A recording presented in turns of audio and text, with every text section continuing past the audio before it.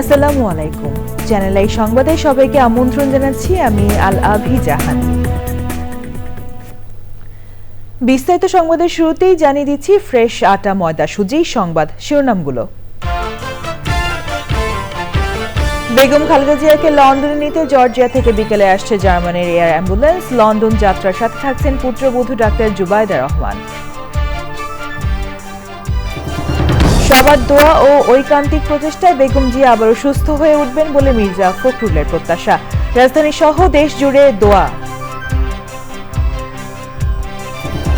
ভূমিকম্পের ক্ষয়ক্ষতি এড়াতে রাজধানীর ঝুঁকিপূর্ণ ভবন চিহ্নিত করে মেরামতে বিশেষজ্ঞদের তাগিদ। স্বল্প, মধ্য ও দীর্ঘমেয়াদী পরিকল্পনায় গুরুত্ব আরোপ।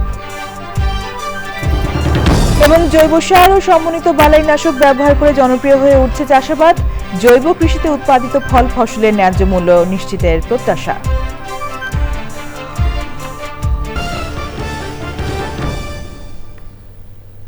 সংবাদ শিরোনামগুলো জানাচ্ছিলাম। এখনকার এই সংবাদ আয়োজন একই সঙ্গে চ্যানেল আই এর ইউটিউব চ্যানেলে এবং চ্যানেল আই এর ওটিটি প্ল্যাটফর্ম আই স্ক্রিনে লাইভ স্ট্রিম হচ্ছে। এবার বিস্তারিত। রাজধানীর এভারকেয়ার হাসপাতালে চিকিৎসাধীন রয়েছেন বিএনপি চেয়ারপারসন ও সাবেক প্রধানমন্ত্রী বেগম খালেদা জিয়া। তার শারীরিক অবস্থা এবং চিকিৎসা কার্যক্রম সম্পর্কে জানতে আমরা যাচ্ছি রিজভী নওয়াজের কাছে। তিনি আছেন এভারকেয়ার হাসপাতালের সামনে। রিজভী, বেগম খালেদা জিয়ার শারীরিক অবস্থা এবং চিকিৎসা কার্যক্রম সম্পর্কে নতুন কি তথ্য আছে আপনার কাছে?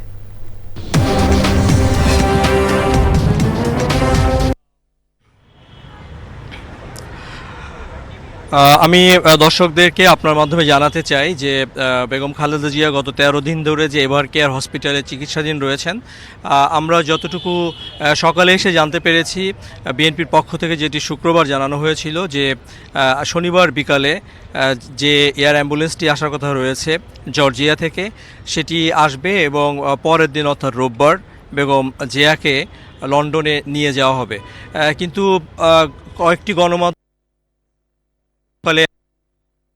যে তারা বলছে যে এই সম্ভাব্য তারিখটি বেগম জিয়াকে লন্ডনে নেয়ার এটা আরও পেছাতে পারে, কারণ বেগম জিয়ার যে বিশেষজ্ঞ চিকিৎসক দল রয়েছেন ডাক্তার শাহাবুদ্দিন তালুকদারের নেতৃত্বে, সেই চিকিৎসক দলটির সুপারিশ বেগম জিয়ার শারীরিক অবস্থা এবং তাকে মুভ করার মতো অবস্থা এখন আছে কিনা, এই বিষয়গুলো বিবেচনা করে তারপর সিদ্ধান্ত নেওয়া হবে।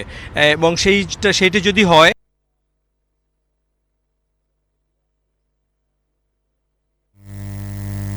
এই পর্যন্ত কোনো তথ্য জানানো হয় নাই। এগুলো আমরা বিভিন্ন গণমাধ্যম, আমাদের দেশের প্রথম সারির গণমাধ্যমে তথ্য পোস্ট করে বলছি, কিন্তু বিএনপির পক্ষ থেকে যেটি বলা হয়েছে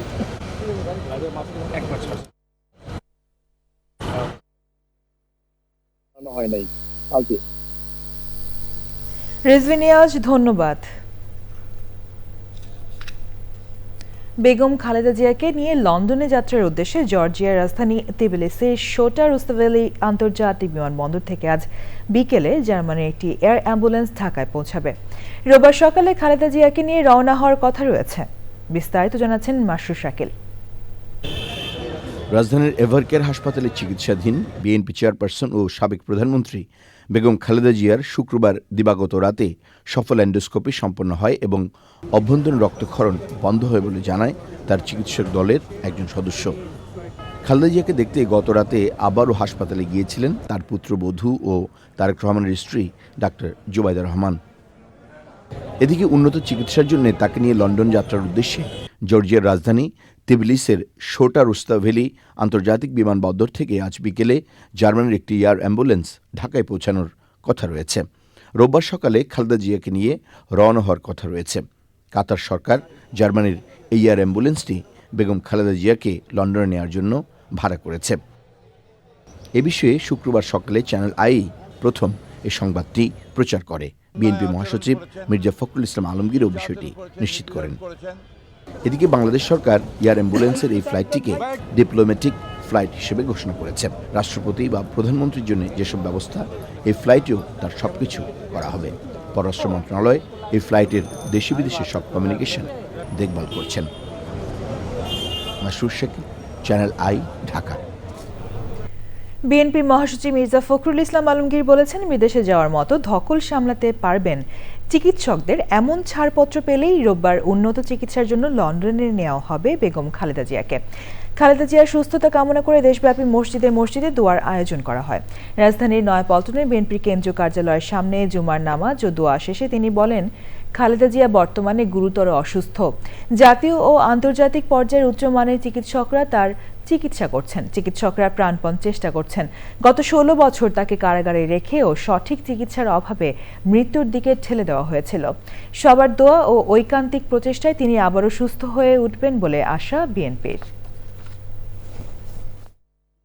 হাসিনা ফ্যাসিস্ট সরকার তার প্রতি যে অন্যায় আচরণ করেছেন, নির্যাতন করেছেন, নিপীড়ন করেছেন, দীর্ঘ 6 বছর তাকে কারারুদ্ধ করে রাখা হয়েছে।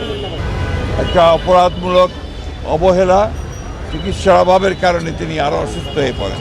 তিনি এখনও গুরুতর অসুস্থ, সেই কারণে তিনি ফ্লাই করতে পারবেন কিনা সেটা ডাক্তাররা নিশ্চিত করলেই তাকে ফ্লাই করে নিয়ে যাওয়া হবে অ্যাম্বুলেন্সে।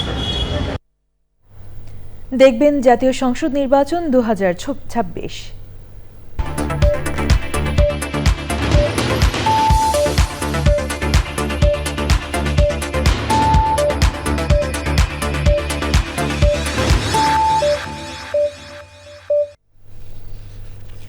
ভোট নিয়ে আলোচনা এখন সারা দেশে। নানান বয়সী, নানান পেশার মানুষ নির্বাচন নিয়ে কি ভাবছেন সেটা জানতে সারা দেশে ঘুরে বেড়াচ্ছে চ্যানেল আই এর ক্যামেরা। আজ জানবো নির্বাচন ঘিরে গোপালগঞ্জের ভোটারদের কথা। আমরা গোপালগঞ্জের মানুষ, আমরা থাকতে চাই শান্তিতে, আমরা চাই নির্বাচন, সুষ্ঠু নির্বাচন, সবাই সম্মিলিতভাবে, কেউ বাদ দিয়ে কেউ নির্বাচন আমরা চাই না। আমরা 10 জন লইয়া চলতে চাই, 10 জন যদি ভালো চাই তো সবাই আমরা ভালো থাকি। আমি চাচ্ছি একটা সুষ্ঠু নির্বাচন দেখতে, যাতে আমাদের দেশের উন্নতি হয়, সবকিছুর উন্নতি হয়, রাস্তাঘাট, লেখাপড়া, জনগণের উন্নতি হয়, এরকম একটা নির্বাচন আমি চাচ্ছি। সবাই একতাই হয়, সব দলের অংশগ্রহণ এবং সুস্থ নির্বাচন। এই নির্বাচনে কোনো দলই মাইনাস ফর্মুলায় যাবে না। এখানে আওয়ামী লীগ যেমন সমানভাবে থাকবে, বিএনপি থাকবে, জাতীয় পার্টি, সব দলের অংশগ্রহণমূলক এটা আমরা নির্বাচন ইস্যুর কাছে চাই। দেশে একটা সুস্থ নির্বাচন চাই এবং একজন ভালো সরকার চাই, সেই দেশের রাজধানী কোনোক্ষণই যাতে না হয়, শৃঙ্খলাভাবে দেশটা যাতে চলে। এবার অন্যান্য সংবাদ। ভূমিকম্পের ঝুঁকি এড়াতে রাজধানীর ঝুঁকিপূর্ণ ভবন চিহ্নিত করে তা মজবুত করার বিকল্প নেই বলে জানিয়েছেন বিশেষজ্ঞরা।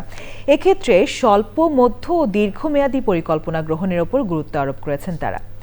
সচেতনতার জন্য ফায়ার সার্ভিস ও স্বেচ্ছাসেবীদের নিয়ে মহড়ার মাধ্যমে ভূমিকম্পের ক্ষয়ক্ষতি অনেকাংশে কমানো সম্ভব বলে মনে করেন ভূমিকম্প বিশেষজ্ঞরা। শহীদুল্লাহ রাজুর রিপোর্ট। বাংলাদেশ ভূমিকম্প প্রবণ দেশ না হলেও দুটি বড় টেকটনিক প্লেটের ফল্ট ও কয়েকটি ভূমিকম্প উৎস ফাটল রেখা থাকায় ঝুঁকি রয়েছে। আর অপরিকল্পিত নগরায়নের পাশাপাশি রাজধানী ঢাকায় রয়েছে ন্যাশনাল বিল্ডিং কোড না মানা অসংখ্য ভবন। ভূমিকম্প বিশেষজ্ঞ ও বুয়েটের পুরকৌশল বিভাগের অধ্যাপক ডক্টর মেহেদী আহমেদ আনসারি জানালেন, 21শে নভেম্বরের বড় ভূমিকম্পে ঢাকার প্রায় 80% ভবনে ক্র্যাক দেখা দিয়েছে। ঝুঁকিপূর্ণ ভবন চিহ্নিত করার পাশাপাশি নতুনের ক্ষেত্রে ভূমিকম্প সহনীয় স্থাপনা নির্মাণের পরামর্শ দিয়েছেন বিশেষজ্ঞরা। ভবন চিহ্নিতকরণ একটা বড় ইস্যু, কারণ এই মুহূর্তে যেহেতু একটা আর্থকুয়েক হতে ঢাকায় কিন্তু বলতে পারেন 80% বিল্ডিংয়ে কম বেশি হালকা পাতা ক্র্যাক আছে। ঢাকার 6 লাখ যে বাসা আছে যেটা চিহ্নিতকরণ করার প্রয়োজন সেটা আমরা করে ফেলতে পারবো। এটা হচ্ছে শর্ট টার্ম।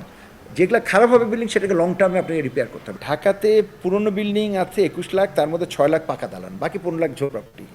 এক্সিস্টিং বিল্ডিং আছে 6 লাখ, এই দিকে চিহ্নিতকরণ করাটা সবচেয়ে বেশি জরুরি। আর নতুন বিল্ডিংয়ে তো বিল্ডিং কোড এনফোর্স করতেই হবে। যে নগরীতে বসবাস করছি, যে বিল্ডিংয়ে বসবাস করছি, সেগুলো যদি দুর্বল হয়, এটা যদি আমি জানি, তাহলে আমার পক্ষে হয়তো এখনই সেটা সেই রেট্রোফিটিংয়ের মাধ্যমে শক্তিশালী করা সম্ভব হবে না।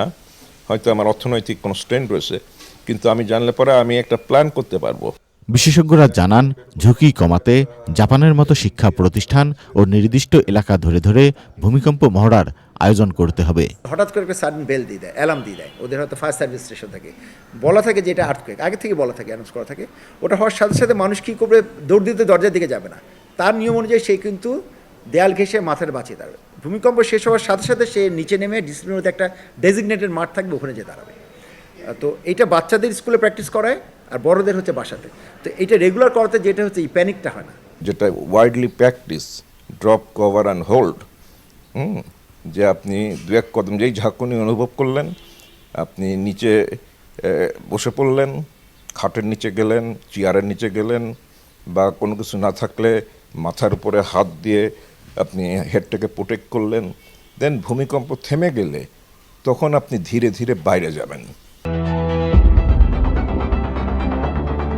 রাজুকের আওতাধীন প্রায় 60% ভূমি খারাপ উল্লেখ করে দেশে ভূমিকম্পের ঝুঁকি অঞ্চল অনুযায়ী বিল্ডিং কোড BNBC অনুসরণের পরামর্শ বিশেষজ্ঞদের।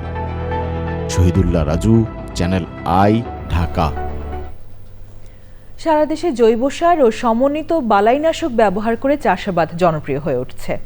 নিরাপদ খাদ্যের তাগিদ অনুভব করে মুন্সিগঞ্জের বজ্রযোগিনী গ্রামের কৃষকেরা গড়ে তুলেছেন IPM ক্লাব, চর্চা করছেন জৈব কৃষির। তারা বলছেন, ভোক্তারা সচেতন হলে বাজারে জৈব কৃষিতে উৎপাদিত ফল ফসলের ন্যায্য মূল্য নিশ্চিত হবে। বিস্তারিত জানাচ্ছেন শাইখ সিরাজ। মাঠে শীতের সকালের সোনালী আলো, তার মাঝেই ব্যস্ত কৃষকের কর্মচাঞ্চল্য। মুন্সিগঞ্জের বজ্রযোগিনী হয়ে উঠেছে জৈব কৃষির একটি সফল গ্রাম। বেশি টাকা দিয়ে জমিনে বেশি সার দিতে টাকা লাগে, এখন জৈব সারটা উৎপাদন করতে আমাদের টাকা লাগে না। যেরকম কচুরিপানা, জমিনের গাছকুড়া, গরুর ফাঁস, এখন আমাদের এখানে 90% মানুষই এই পদ্ধতি করে। খরচ কম, আপনার উৎপাদন বেশি, খাওয়ায় সুস্বাদ বেশি, মানুষের নিরাপত্তার জন্য, আমরা সুস্থ স্বাস্থ্যের জন্য মানে এরা বুঝতে পারছে। IPM ছাড়াও কৃষকরা শিখছে গ্যাপ, গুড এগ্রিকালচার প্র্যাকটিস বা শুদ্ধ কৃষি চর্চা। এটার ভিতরে মাটির টেস্ট আছে, মাটিটা কি নিয়ন্ত্রণ আছে কিনা, তারপর আমরা যে পানিটা স্প্রে করব ওই পানিটা কি ভেজালটা আছে কিনা পরীক্ষা দিয়ে আমরা ওই পানিটা স্প্রে করতে হয়। রাসায়নিক সারটা এটা থেকে আপনি লুজ করে নেয়, আর যে জৈব সারটা খুব টাইট থাকে। এই পরিবর্তনের মূল প্রেরণা উপসহকারী কৃষি কর্মকর্তা মোহাম্মদ সেলিম হোসেন। এখানে 2টা গ্রুপে 50 জন চাষিকে আমরা নিরাপদ সবজি উৎপাদনের লক্ষ্যে প্রশিক্ষণ দিয়েছি। জৈব সার, তারপর জৈব বালাইনাশক এরা ব্যবহার করে, সেই অনুযায়ী এরা পরিচর্যা করতেছেন এবং এদের ফসল মানে জনপ্রিয় হয়ে উঠছে। এই কৃষকরা বুঝতে পেরেছেন IPM বা জৈব পদ্ধতির দিকে এগুলে ভবিষ্যতের কৃষি হবে আরও টেকসই আর লাভজনক। প্রথমত IPM এবং পরবর্তীতে গ্যাপ বা শুদ্ধ কৃষি চর্চার সামান্য কিছু অনুশীলন করে পরিবেশ বান্ধব এবং মানুষের খাওয়ার উপযোগী ফসল যে উৎপাদন করা যায় তার একটা নজির গড়েছেন এই পুকুরপাড়ার কিছু কৃষক। বাংলাদেশে IPM দীর্ঘ সময়ের একটা যাত্রা, কিন্তু সেভাবে সম্প্রসারণ ঘটেনি। এই সময় এসে দাঁড়িয়েছে আবার গ্যাপ। দুটো মিলিয়ে এই দেশের কৃষককে যদি প্রশিক্ষিত করা যায় তাহলে খুব শীঘ্রই আমরা নিরাপদ খাদ্যের একটা যোগান পেতে পারি। মুন্সিগঞ্জের বজ্রযোগিনীর পুকুরপাড়া থেকে শাইখ সিরাজ, চ্যানেল আই। এ নিয়ে বিস্তারিত প্রতিবেদন দেখুন আজ রাত 9টার সংবাদের পর হৃদয় মাটি ও মানুষ অনুষ্ঠানে। এবার রয়েছে বিজয়ের মাস ডিসেম্বর।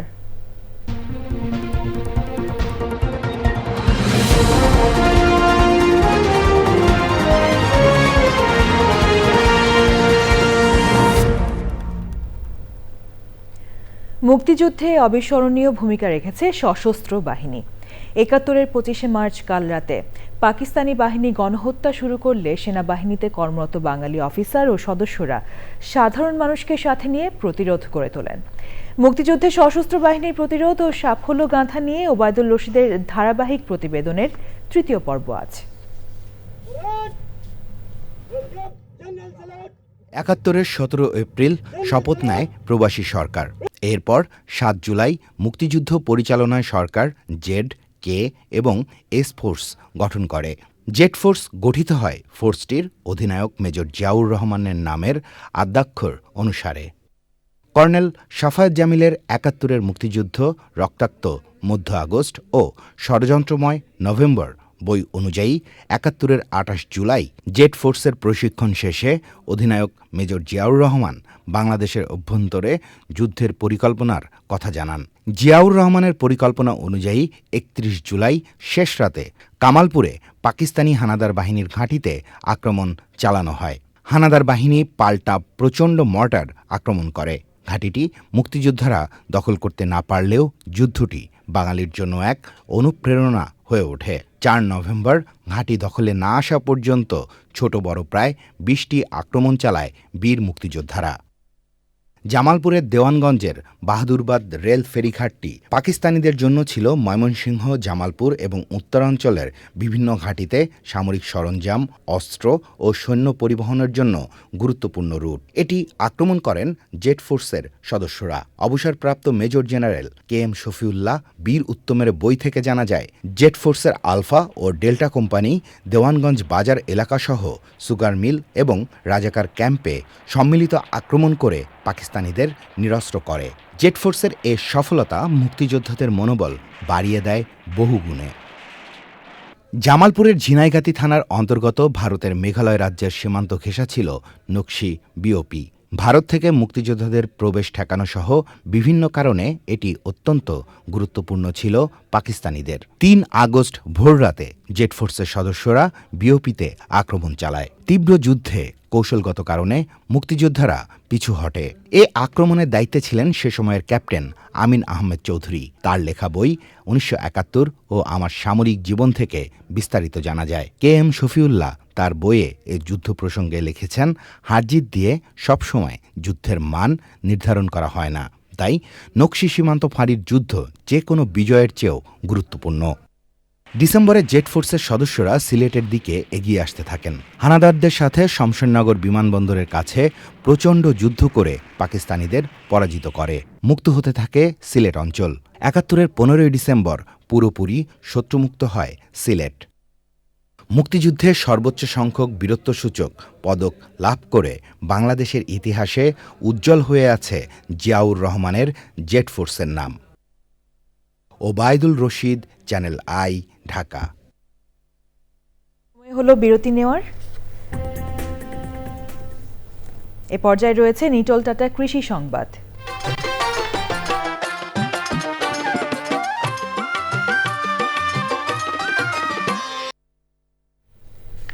বস্তায় আদা চাষ করে ভাগ্য বদলের স্বপ্ন দেখছেন কুড়িগ্রামের 3টি উপজেলার 28টি চরের কৃষক।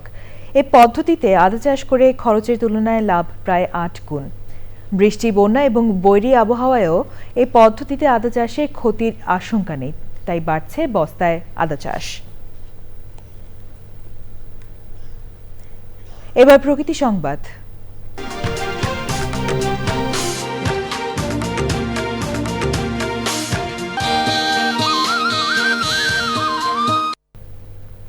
গাইবান্ধায় জনবহুল বাজারে বসতি করেছে হাজারো বাবুই পাখি। জনকোলাহল ছাপিয়ে পাখির কিচিরমিচির শব্দে মুখর পৌরবাজার এলাকা। এমন মনোরম দৃশ্যে মুগ্ধ এলাকাবাসী। এসব পাখি রক্ষায় তদারকি করছেন ব্যবসায়ী সহ স্থানীয়রা। সবশেষে ফ্রেশ আটা, ময়দা, সুজি সংবাদ শিরোনামগুলো জানিয়ে দিচ্ছি আরও একবার। বেগম খালেদা জিয়াকে লন্ডনে নিতে জর্জিয়া থেকে বিকেলে আসছে জার্মানির এয়ার অ্যাম্বুলেন্স। লন্ডন যাত্রায় সাথে থাকছেন পুত্রবধূ ডাক্তার জুবাইদা রহমান। সবার দোয়া ও ঐকান্তিক প্রচেষ্টায় বেগম জিয়া আবারও সুস্থ হয়ে উঠবেন বলে মির্জা ফখরুলের প্রত্যাশা। রাজধানী সহ দেশ জুড়ে দোয়া। ভূমিকম্পের ক্ষয়ক্ষতি এড়াতে রাজধানীর ঝুঁকিপূর্ণ ভবন চিহ্নিত করে মেরামতে বিশেষজ্ঞদের তাগিদ। স্বল্প, মধ্য ও দীর্ঘমেয়াদী পরিকল্পনায় গুরুত্ব আরোপ। এবং জৈব সার ও সমন্বিত বালাইনাশক ব্যবহার করে জনপ্রিয় হয়ে উঠছে চাষাবাদ। জৈব কৃষিতে উৎপাদিত ফল ফসলের ন্যায্য মূল্য নিশ্চিতের প্রত্যাশা।